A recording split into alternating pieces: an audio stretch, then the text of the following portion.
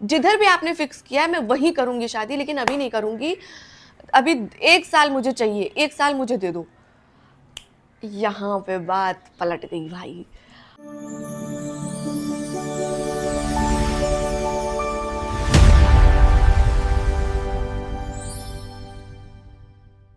Hello दोस्तों, welcome back to my YouTube channel. बहुत सारे कमेंट आए थे जिसमें सबसे ज़्यादा हाईलाइट कमेंट था कि आप मुझे ये बताइए दीदी कि कॉलेज से निकलने के बाद यहाँ तक का सफ़र आपका कैसा रहा। मैंने कहा अच्छा, बहुत ही कठिन सवाल पूछा है और बहुत ही ज़ख्मों वाला सवाल पूछा है, इसमें बहुत सारे ज़ख्म थे और जिसने भी पूछा है बहुत सही सवाल पूछा है और ये सही समय है बताने का। तो दोस्तों चलो शुरू करते हैं, आपको बताते हैं कॉलेज से यहाँ तक का सफ़र। तो जब मैं कॉलेज में थी तो मेरे सब्जेक्ट संगीत थे और संगीत से ही मुझे पीएचडी करना था। तो जब मेरा कॉलेज ख़त्म हो गया तो फिर मैं घर पे आई, मैंने पापा को बोला कि अब पीएचडी करना है। तो लखनऊ में है भातखंडे। तो पापा ने भैया को बोला कि ओके जाओ फॉर्म वॉर्म लेकर आओ। तो भैया लखनऊ गए, वहाँ से भातखंडे का फॉर्म लेकर आए, मैंने फॉर्म फिल किया और डाल दिया। न्यूज़पेपर में एक बार पापा ने पढ़ा, ऐड आया था भारतेंदु नाट्य एकेडमी का। तो पापा ने बोला यहाँ का भी फॉर्म डाल दो जब डाल ही रही हो तो दोनों का एक साथ डाल दिया मैंने।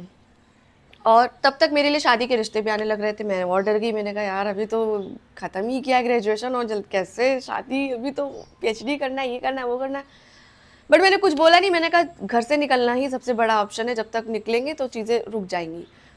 तो फॉर्म मैंने डाल दिया और फिर वहाँ से भारतेंदु नाट्य एकेडमी से आ गया लेटर मत एग्ज़ाम के लिए। तो मैं वहाँ पे एग्ज़ाम दिया, मैंने जाके 3 दिन का था, एक दिन इंटरव्यू था, एक दिन 3 दिन की वर्कशॉप थी और एक दिन कुछ और था, याद नहीं आ रहा। ये सब मैं करके आ गई वापस घर। अब भारतेंदु में मैं सेलेक्ट भी हो गई। तो जहाँ जाना था वहाँ वहाँ का नहीं आया, दूसरी जगह का आ गया, भारतेंदु नाट्य एकेडमी का आ गया। तो मैंने कहा अब क्या करें। तो मैंने कहा ठीक है जैसा भी आया, जहाँ पे भी संगीत है ना, हाँ चलते हैं। फिर हम लोग चले गए वहाँ पे भारतेंदु नाट्य एकेडमी बीएनए। पापा को पता चला कि ज्वाइनिंग लेटर आ गया है तो पापा ने बोला नहीं नहीं वहाँ नहीं जाना है, घर से दूर कहीं नहीं जाना है, घर पे ही रहना है। पास हो गई, पास हो गई, यहीं से करो जो करना है, एमए करना है तो यहीं करो, यहीं से करो, घर से करो, कहीं बाहर जाने की ज़रूरत नहीं है। अरे यार, मैंने कहा अरे यार पापा ऐसे अब क्यों बोल रहे, क्योंकि पापा, अब मैं समझ रही हूँ ना कि पापा ने कैसे कैसे अपनी बेटी को दूर भेज दें, कि इकलौती बेटी को। तो मैंने कहा नहीं नहीं पापा जाना है, जाना है। फिर मेरे भैया ने सपोर्ट किया, तब भैया दिल्ली में थे, बड़े भैया ने फ़ोन करके पापा को समझाया कि नहीं नहीं भेज दीजिए, करियर की बात है। तो फिर पापा मान गए, फिर मैं चली गई बीएनए। जब बीएनए गई तो वहाँ की कहानी पलट गई। वहाँ संगीत, तो मतलब संगीत का जो मैं चाहती थी वैसा कुछ नहीं था, यहाँ पे नाटक था, मतलब एक्टिंग के स्कूल में पहुंच गई थी और मुझे बिल्कुल भी आइडिया नहीं था कि मैं कहाँ आ गई हूँ। मैं देख रही हूँ यार ये ऐसे हो रहा है, वह वैसे हो रहा है, मुझे कुछ समझ में नहीं आ रहा है कि क्या करूँ क्या करूँ।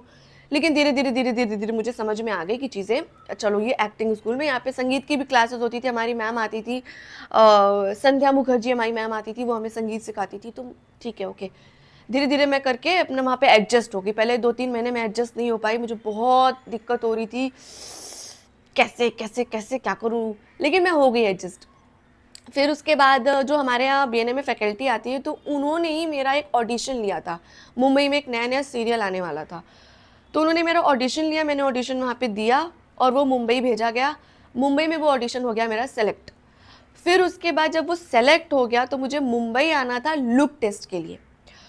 तो अब ये बहुत बड़ा मुद्दा था कि मुंबई कैसे आऊं, जब लखनऊ पापा नहीं आने दे रहे थे तो इधर कैसे आऊं। मतलब अब भेजा पापा ही नहीं था बीएनए कि हाँ हाँ जाओ फॉर्म भर दो, ये कर दो।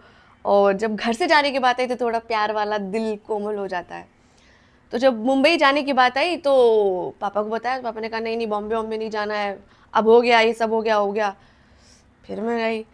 तो फिर मेरे छोटे भैया ने सपोर्ट किया, बोले कि नहीं मैं चला जाता हूँ साथ में, और जो है लुक टेस्ट फुक टेस्ट जो भी है वो अपनी भाषा में बोले, मैं करा के आ जाऊँगा, कोई टेंशन वाली बात नहीं, मैं जा रहा हूँ इसके साथ।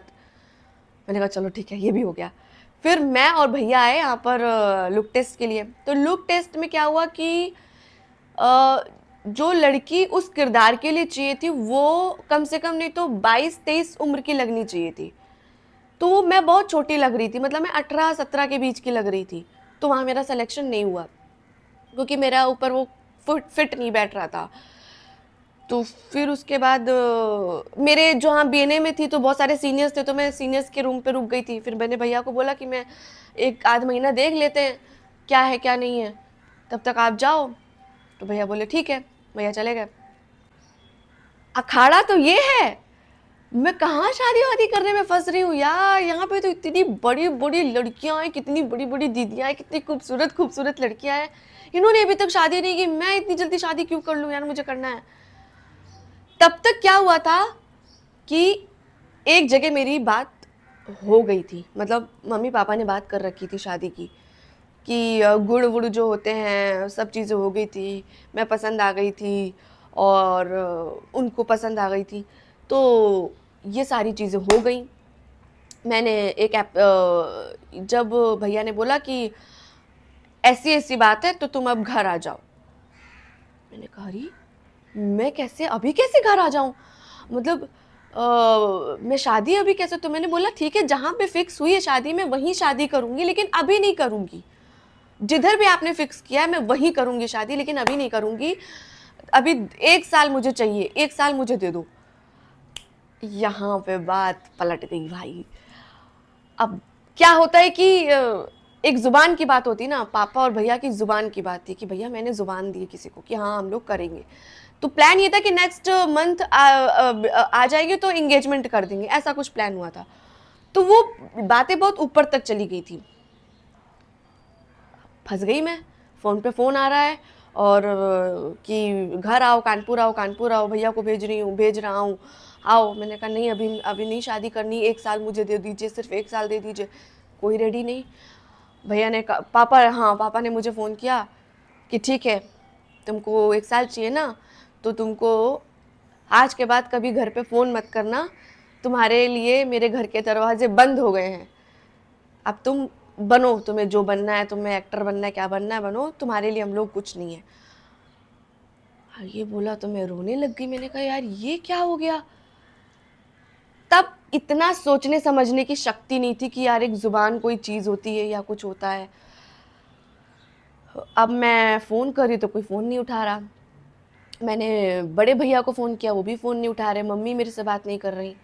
अब मैं घर किस मुंह से जाऊं, मतलब मुझसे तो कोई बात ही नहीं कर रहा। मेरी भाभियां भी मेरे को फ़ोन नहीं कर रही थी कि भाभी कहीं छुप छुपा के मुझसे फ़ोन कर लें, कुछ बात कर लें, कोई नहीं कर रहा था फ़ोन। उसके बाद सुमित भैया, सबसे जो मेरा मतलब उस समय जिसने मेरा सबसे ज़्यादा साथ दिया वो सुमित भैया ने मेरा साथ दिया। उन्होंने मेरा साथ नहीं छोड़ा। मेरे घर में मुझसे 6 महीने किसी ने बात नहीं की थी, ना मेरी मम्मी ने की थी, ना मेरे बड़े भैया ने की थी, ना मेरे पापा ने की थी, ना मेरी छोटी भाभी ने की थी, ना मेरी बड़ी भाभी ने की थी। किसी ने मुझसे बात नहीं की थी। किसी ने छुप छुपा के भी हमको फ़ोन नहीं किया था कि हाँ परेशान मत हो, मम्मी ठीक है या ठीक है। मैं घबराती थी कि कहीं मम्मी की तबीयत ना ख़राब हो जाए, कहीं पापा की तबीयत ना ख़राब हो जाए। बहुत अलग अलग सी चीज़ें चल रही थी दिमाग में, क्या हो रहा है क्या हो रहा है। सुमित भैया सिर्फ एक इंसान मेरे साथ खड़े थे, वो थे मेरे सुमित भैया। उन्होंने कहा था तुम लगी रहो, यहाँ मैं देख लूँगा सब कुछ, तुम लगी रहो। मैंने कहा ठीक है, मैंने मम्मी ठीक है, पापा ठीक है, बोले हाँ यहाँ सब ठीक है, तुम टेंशन मत लो, तुम अपना काम करो अच्छे से। मैंने कहा ठीक है। फिर मेरा तब तक मैंने एक सावधान इंडिया कर लिया था और एक सावधान इंडिया का एपिसोड रिलीज़ हो गया था। और जब मेरी मम्मी से बात हुई थी 6 महीने पहले, मम्मी ने कहा था तुम कितनी बड़ी एक्ट्रेस बन जाओ, तुम कुछ भी बन जाओ, तुम्हारा हम एक कुछ भी नहीं देखेंगे, तुम्हारा एक इतना सा सीन तक नहीं देखेंगे। तुमने ये तो तुमने मेरी जुबान खराब की है, ये किया वो किया। मतलब बहुत प्रचंड घमासान हुआ था उस टाइम पे। फिर उसके बाद जब मेरा सावधान इंडिया रिलीज हुआ और जब पापा को और भैया को लोगों ने क्लिप भेजना शुरू किया कि अरे देखिए ना दीक्षित जी, बिट्टू कितना अच्छा काम कर रही है, देखो ना इस टीवी में आ रही है, अरे वाह दीक्षित जी, अरे वाह, भैया को फोन आ रहे, सबको फोन आ रहे। तब मेरे बड़े भैया का फोन आया था और तब पापा से मेरी बात हुई थी और फोन स्पीकर में था। मैंने बड़े भैया से कहा कि पापा ठीक हैं, तो बोले हाँ स्पीकर में फ़ोन है, बात करो। मैंने बोला पापा, तो मैं समझ गई थी कि वो गुस्सा है, तो उन्होंने बोला मैंने बोला कि कैसे हैं? तो बोले ठीक हैं। मैंने कहा अच्छा, तो अब क्या बात करूँ, मतलब 6 महीने से बात ही नहीं हुई है, क्या बात करूँ मैं? फिर मैंने फिर प्लान किया कि चुपचाप, फिर ऐसे ऐसे करते करते धीरे धीरे फिर बात होने लगी। मम्मी से पूछा, धीरे धीरे बात शुरू हुई। मेरे जो छोटे भैया ने मेरी बात शुरू करवाई थी। फिर उसके बाद मैं चुपचाप से प्लान करके मैं घर पहुंची। 6-7 महीने बाद ट्रेन से गई थी। और जब मैं घर गई थी तब मैंने अपने पापा की आंखों में मेरे लिए प्यार देखा था। मेरे पापा मेरे लिए, तब मैं मैगी बहुत खाती थी और कोल्ड ड्रिंक बहुत पीती थी, चिप्स बहुत खाती थी, कुरकुरे बहुत खाती थी। तो मेरे पापा को भाभी ने फ़ोन किया कि पापा बिट्टू घर आई है। तो पापा आते थे शाम को 8 या 9 बजे। पापा उस दिन जल्दी आ गए, जैसे फ़ोन किया पापा तुरंत आ गए। और पापा मेरे लिए खूब ढेर सारे Kurkure, chips, cold drink, Maggi सब लेकर आए। और पापा की आंखों में वो जो नमी होती है ना, वो मैंने महसूस की थी। मैंने ज़ोर से हग किया पापा को, एकदम बहुत ज़ोर से हग किया। फिर चीज़ें धीरे धीरे शॉर्ट हो गई और फिर यहाँ से मेरा शुरू हो गया बम्बई का दौर। फिर मैं धीरे धीरे काम करने लग गई, कानपुर से आने जाने लग गई और सब चीज़ें अच्छी हो गई। तो ये मैंने बहुत शॉर्टकट में बताई थी अपनी जर्नी। इसके अंदर बहुत छोटी छोटी चीज़ें अगर बताने लग जाऊँगी तो 8-10 घंटे का वीडियो हो जाएगा। तो कैसा लगा आपको ये मेरा छोटी सी जर्नी, छोटा सा वीडियो? अच्छा लगा है तो please like, subscribe and comment करना बिल्कुल मत भूलिएगा। Love you all.